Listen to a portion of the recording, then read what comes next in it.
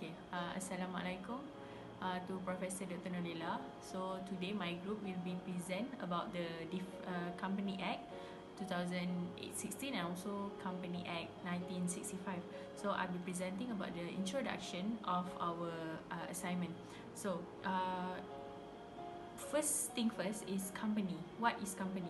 Company is derived from Latin words, which means it is from the word com, which is come together, and panis means bread, which means come together to eat a bread. So that is how the word company come from. So alamak, okay. Why we need this Company Act? So there's a few reasons why Company Act is a must in our country. So the first one is to regulate the working of companies, stating the legal limits within which companies may do their business. Second one is business owners, managers, board of directors and others can have a basic understanding of business law to help them to make their decision in managing their business. Also, Company Act is to define unacceptable behavior to provide certainty and also stability to protect the public and to provide the mechanism for business to resolve disputes. Last but not least, Company Act helps business owner, managers, supervisors and also person in charge to understand what is right and what is wrong against other business and also other individual. That's all from me. Thank you. The Companies Act 1965 is a Malaysian law which relates to companies. It consists of 12 parts containing 374 sections and 10 schedules, including 36 amendments. This act has been made to govern and administer the formation of companies to their function and has been used for 51 years. A group of persons is given the authority to form any type of corporate organization and start operating under the tag of registered company. This act helps in providing valuable information and facilities for the company and making a constitution for a company while keeping their relations with the members, creditors, and management of the company.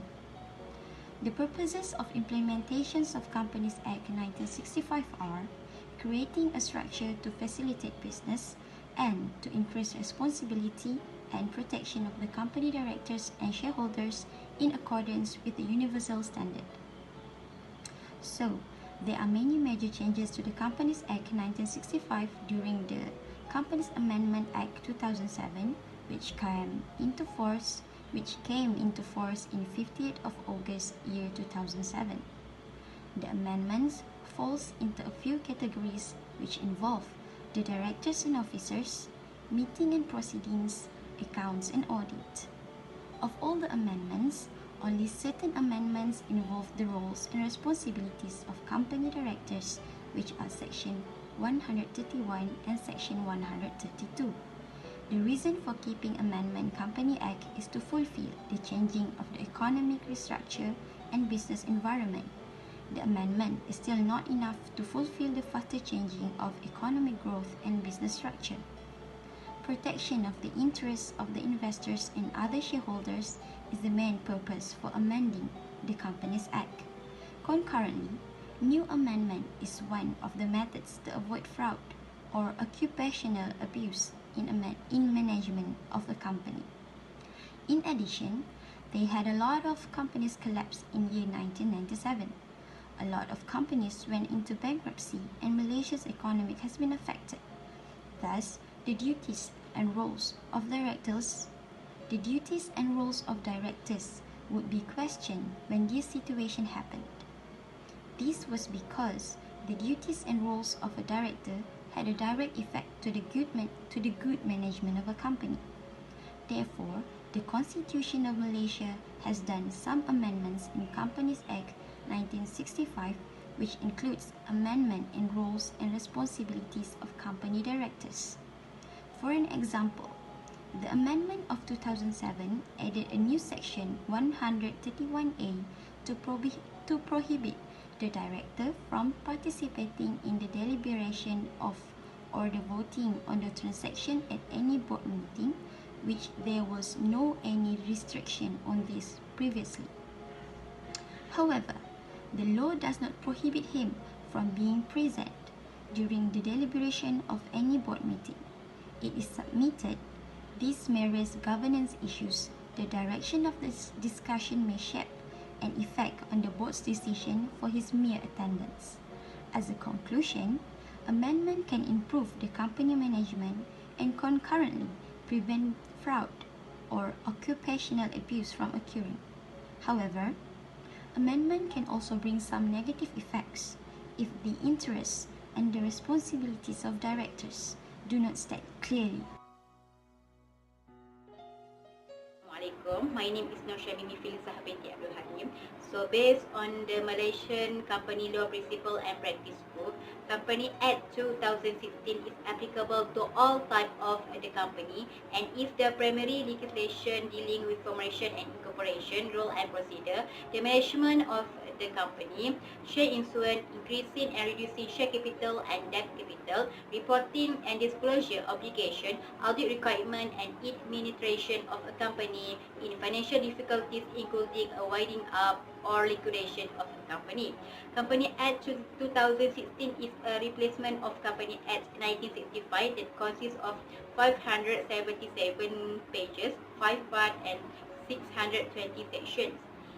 Company Act 2016 is the act that gives a lot of improvement and transform the Malaysian law to standardize with global standards. There are a few objectives under CA 2016, which is it can reduce the cost of business activity, give a regulator framework for ease of starting a business, managing affairs of company with flexible, and give protection to director of corporate and other stockholder of a company and others. Incorporation company. Under Company Act 2016, a company can operate without any constitution. If the company wants to operate with constitution, there will consist a single of document. The company can divide into three types, which is company limited share, company guarantee, and company unlimited. Under CA 2016, a company can be classified into two types, which is private company and public company. For the private company, a company limited by its share, the shareholder is less than 50 shareholders.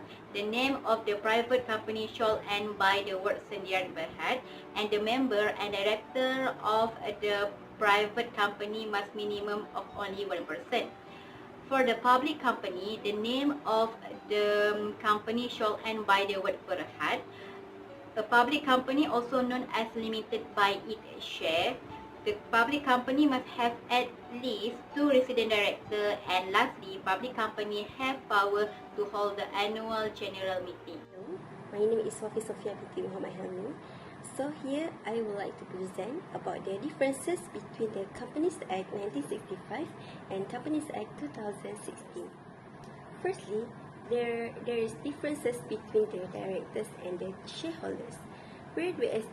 Prior to the establishment of the Companies Act 2016, under the Companies Act 1965, the mandatory matters in the incorporation of the company are the minimum of 2 shareholders and 2 directors. Directors also shall not include an alternate or substitute director as shown in Companies Act 1965, Section 122. However, in Companies Act 2016, we can see the changes of the companies that can be incorporated and operated with a single individual or corporate shareholder and only 1 resident director, which can also be the sole shareholder of the company.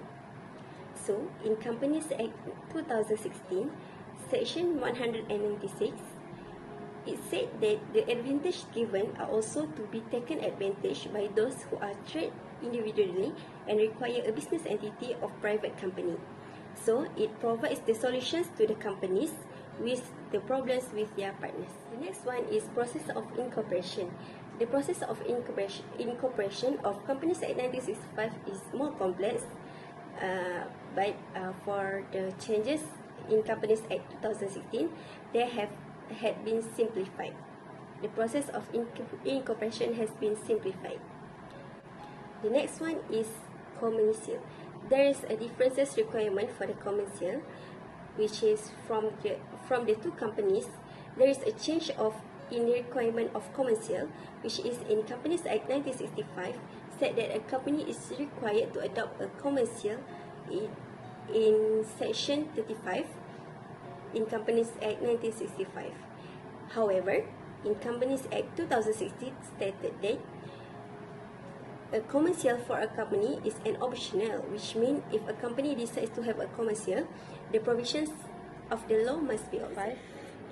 Other than that, you also have difference on the function of company secretary, which it can include the registration of the secretary. Stated that every company shall have one or more secretaries, which means that appointment of a secretary is a requirement. Meanwhile, in Companies Act 2016, stated that a company at point of incorporation is optional to appoint a secretary.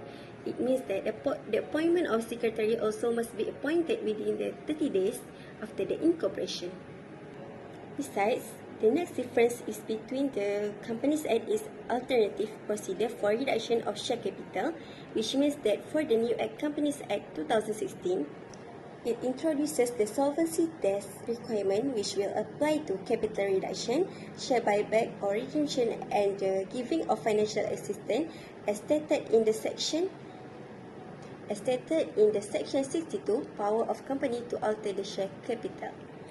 The next changes of Companies Act 2016 and Companies Act 1965 is the par value of shares, which is there is no par values for shares in Companies Act 2016. So, as stated in the Section 60, issue of shares as a premium under the Companies Act 1965, shares are issued with a par or nominal value, and companies are required to declare authorized share capital.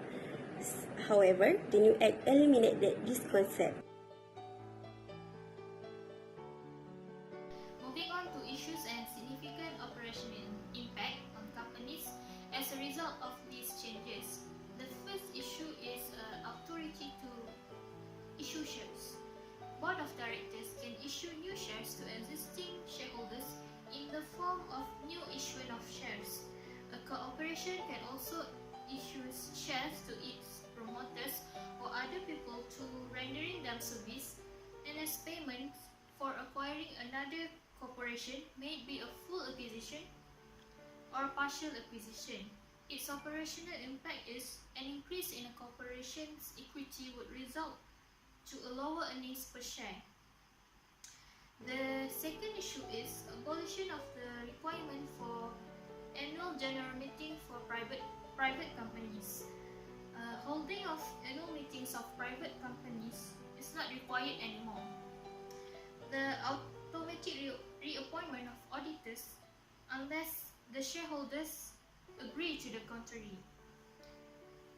Besides that, ABDULL safeguards to protect the interests of third person as creditors as they enter into transaction within corporation.